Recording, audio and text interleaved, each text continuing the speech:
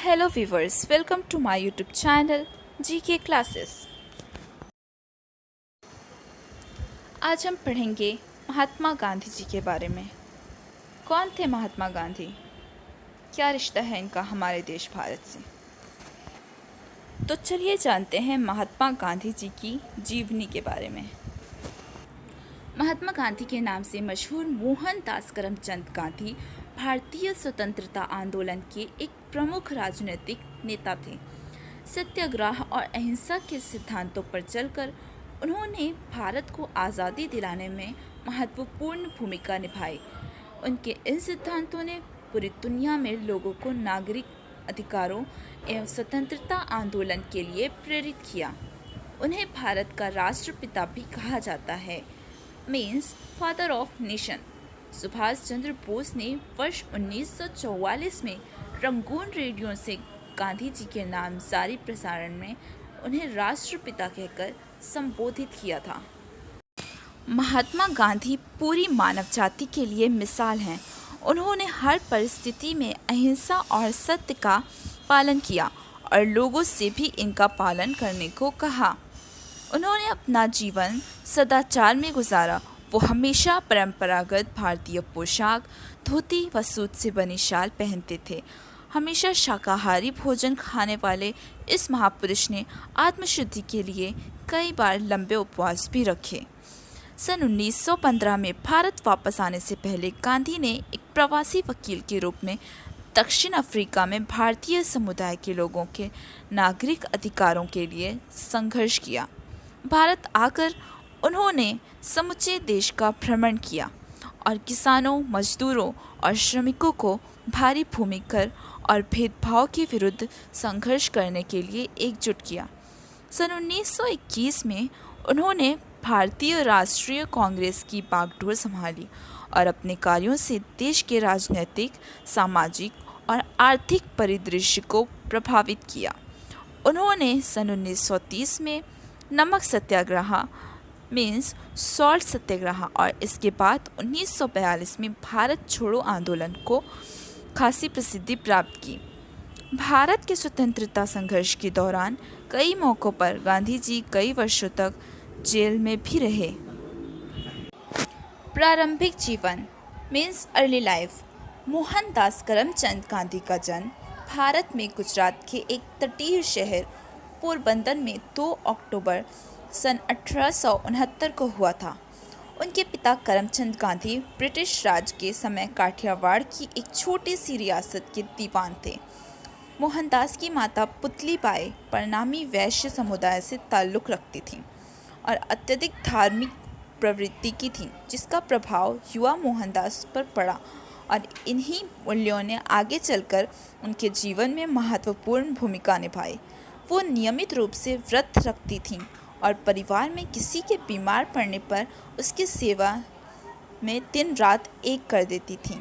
इस प्रकार मोहनदास ने स्वाभाविक रूप से अहिंसा, शाकाहार, आत्मशुद्धि के लिए व्रत और विभिन्न धर्मों और पंथों को मानने वालों के बीच परस्पर सहिष्णुता को अपनाया। सन 1883 के 13.5 साल की उम्र में ही उनका विवाह 14 साल की कस्तूरबा से कर दिया गया। जब मोहनदास 15 वर्ष के थे तब इनकी पहली संतान ने जन्म लिया, लेकिन वो केवल कुछ दिन ही जीवित रही। उनके पिता करमचंद गांधी भी इसी साल 1885 में चल बसे। बाद में मोहनदास और कस्तूरबा की 4 संतान हुई। हरिलाल गांधी 1888, मनीलाल गांधी 1892, रामदास गांधी 1897 और देवदास गांधी 1900। उनकी मिडिल स्कूल की शिक्षा पोरबंदर में और हाई स्कूल की शिक्षा राजकोट में हुई। शैक्षणिक स्तर पर मोहनदास एक एवरेज छात्र ही रहे। सन 1887 में उन्होंने मैट्रिक की परीक्षा अहमदाबाद से उत्तीर्ण की। इसके बाद मोहनदास ने भावनगर के श्यामल दास कॉलेज में दाखिला लिया, पर खराब स्वास्थ्य और गृह वियोग के कारण वो अप्रसन्न ही रहे और कॉलेज छोड़कर पोरबंदर वापस चले गए। विदेश में शिक्षा और वकालत। मोहनदास अपने परिवार में सबसे ज़्यादा पढ़े लिखे थे, इसलिए उनके परिवार वाले ऐसा मानते थे कि वो अपने पिता और चाचा का उत्तराधिकारी बन सकते थे। उनके एक पारिवारिक मित्र मावजी दवे ने ऐसी सलाह दी कि एक बार मोहनदास लंदन से बैरिस्टर बन जाएं तो उनको आसानी से दीवान की पदवी मिल सकती थी। उनकी माता पुतलीबाई और परिवार के अन्य सदस्यों ने उनके विदेश जाने के विचार का विरोध किया, पर मोहनदास के आश्वासन पर राजी हो गए। वर्ष 1888 में मोहनदास यूनिवर्सिटी कॉलेज लंदन में कानून की पढ़ाई करने और बैरिस्टर बनने के लिए इंग्लैंड चले गए। अपनी माँ को दिए गए वचन के अनुसार ही उन्होंने लंदन में अपना वक्त गुजारा। वो उन्हें शाकाहारी खाने से संबंधित बहुत कठिनाई हुई और शुरुआती दिनों में कई बार भूखे ही रहना पड़ा था। धीरे धीरे उन्होंने शाकाहारी भोजन वाले रेस्टोरेंट के बारे में पता लगा लिया। इसके बाद उन्होंने वेजिटेरियन सोसाइटी की सदस्यता भी ग्रहण कर ली थी। इस सोसाइटी के कुछ सदस्य थियोसोफिकल सोसाइटी के सदस्य भी थे और उन्होंने मोहनदास को गीता पढ़ने का सुझाव दिया। जून 1891 में गांधी भारत लौट गए और वहां जाकर उन्हें अपनी मां की मौत के बारे में पता चला। उन्होंने बॉम्बे में वकालत की शुरुआत की, पर उन्हें कोई खास सफलता नहीं मिली। इसके बाद वो राजकोट चले गए, जहां उन्होंने ज़रूरतमंदों के लिए मुकदमे की अर्जियां लिखने का कार्य शुरू कर दिया, परंतु कुछ समय बाद उन्हें ये काम भी छोड़ना पड़ा। आखिरकार सन 1893 में एक भारतीय फर्म से नेटल में एक वर्ष के करार पर वकालत का काम स्वीकार कर लिया। गांधी जी दक्षिण अफ्रीका में 1893 से 1914। गांधी 24 साल की उम्र में दक्षिण अफ्रीका पहुँचे। वो प्रिटोरिया स्थित कुछ भारतीय व्यापारियों के न्यायिक सलाहकार के तौर पर वहाँ गए थे। उन्होंने अपने जीवन के 21 साल दक्षिण अफ्रीका में बिताए, जहाँ उनके राजनीतिक विचार और नेतृत्व कौशल का विकास हुआ। दक्षिण अफ्रीका में उनको गंभीर नस्ली भेदभाव का सामना करना पड़ा। एक बार ट्रेन में प्रथम श्रेणी कोच की वैध टिकट होने के बाद तीसरी श्रेणी के डिब्बे में जाने से इनकार करने के कारण उन्हें ट्रेन से बाहर फेंक दिया गया। ये सारी घटनाएं उनके जीवन में महत्वपूर्ण मोड़ बन गईं और मौजूदा सामाजिक और राजनीतिक अन्याय के प्रति जागरूकता का कारण बनी। दक्षिण अफ्रीका में भारतीयों पर हो रहे अन्याय को देखते हुए उनके मन में ब्रिटिश साम्राज्य के अंतर्गत भारतीयों के सम्मान तथा खुद अपनी पहचान से संबंधित प्रश्न उठने लगे। दक्षिण अफ्रीका में गांधी जी ने भारतीयों को अपने राजनीतिक और सामाजिक अधिकारों के लिए संघर्ष करने के लिए प्रेरित किया। उन्होंने भारतीयों की नागरिकता संबंधित मुद्दे को भी दक्षिण अफ्रीकी सरकार के सामने उठाया और सन 1906 के जुलू युद्ध में भारतीयों को भर्ती करने के लिए ब्रिटिश अधिकारियों को सक्रिय रूप से प्रेरित किया। गांधी के अनुसार अपनी नागरिकता के दावों को कानूनी जामा पहनाने के लिए भारतीयों को ब्रिटिश युद्ध प्रयासों में सहयोग देना चाहिए। भारतीय स्वतंत्रता संग्राम का संघर्ष 1916 से 1945। वर्ष 1914 में गांधी दक्षिण अफ्रीका से भारत वापस लौट आए। इस समय तक गांधी एक राष्ट्रवादी नेता और संयोजक के रूप में प्रतिष्ठित हो चुके थे।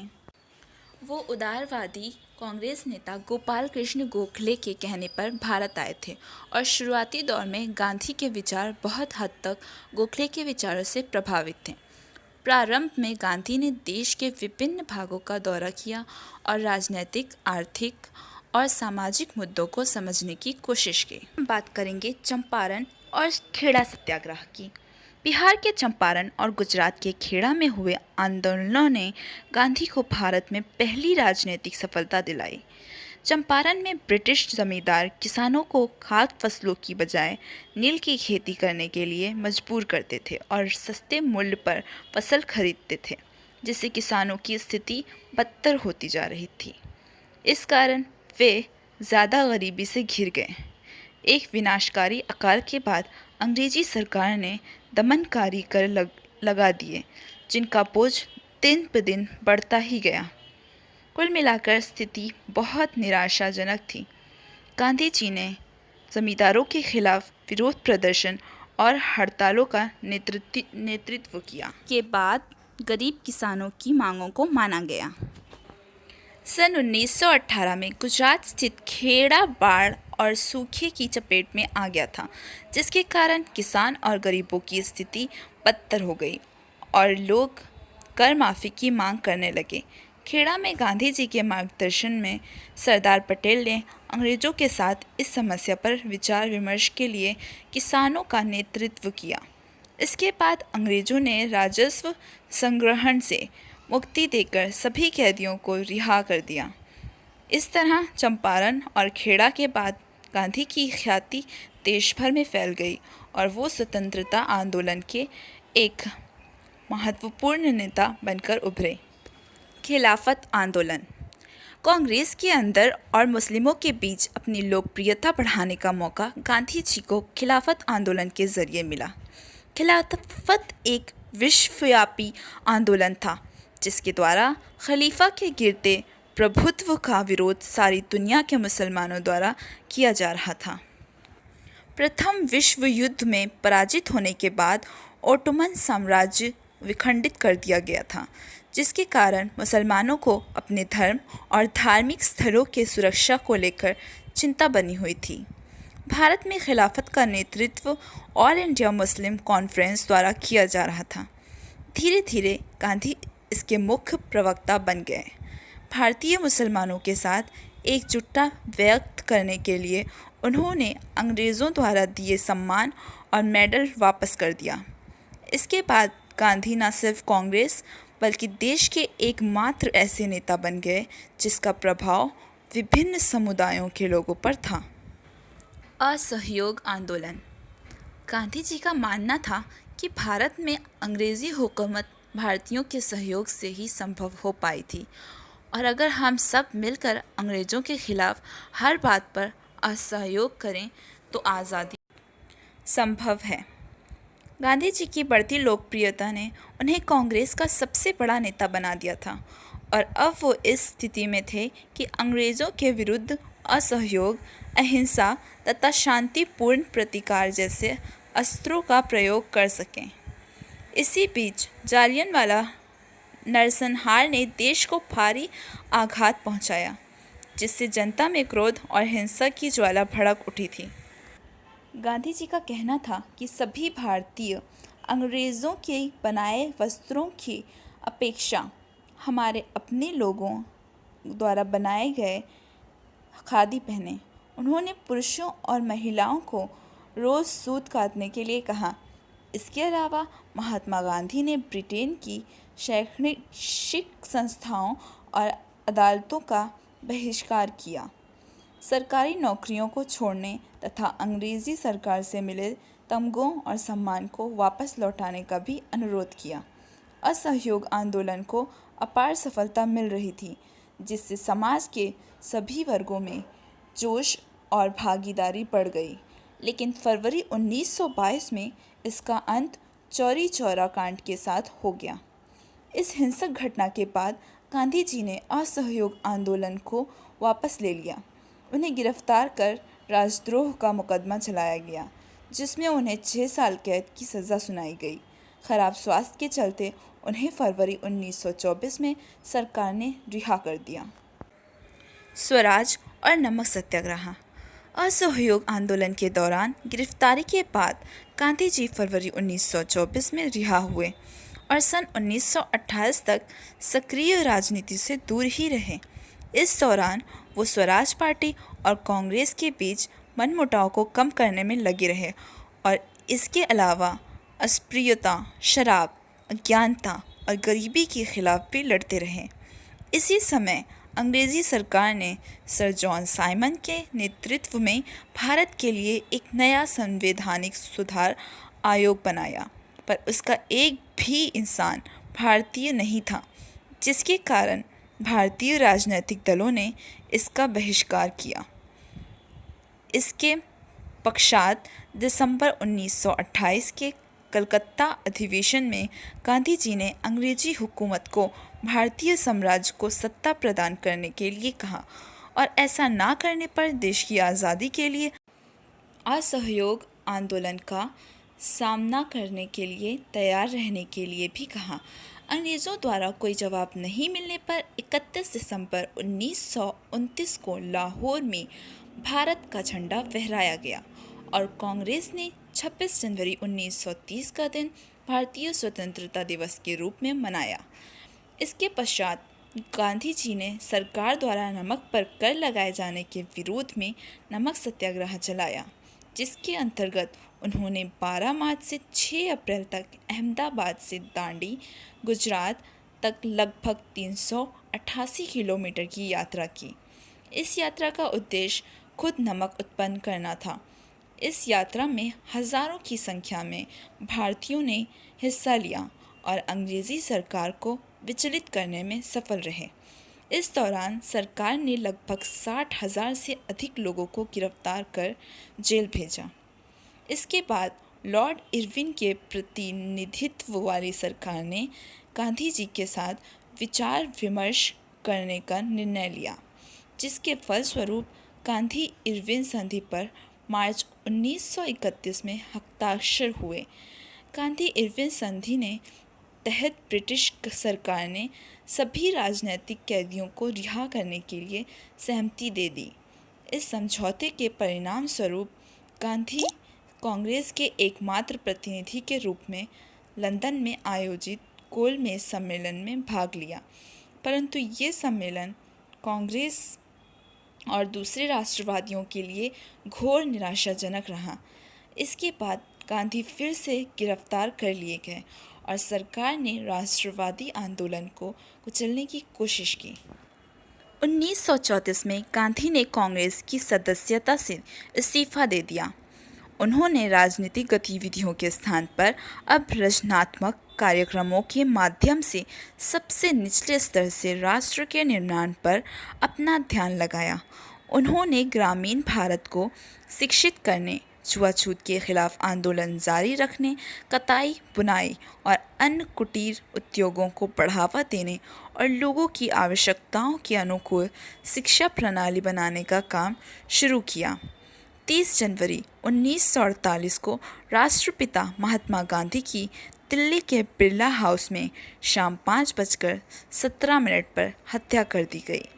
गांधी जी एक प्रार्थना सभा को संबोधित करने जा रहे थे जब उनके हत्यारे नथुराम गोडसे ने उनके सीने में 3 गोलियां दाग दी। ऐसे माना जाता है कि हे राम उनके मुख से निकले अंतिम शब्द थे। नथुराम गोडसे और उसके सहयोगी पर मुकदमा चलाया गया और 1949 में उन्हें मौत की सज़ा सुनाई गई। Thank you for watching my videos. Please like and share my video, and also don't forget to subscribe my channel GK Classes. Keep watching my videos and improve your knowledge. Thanks once again.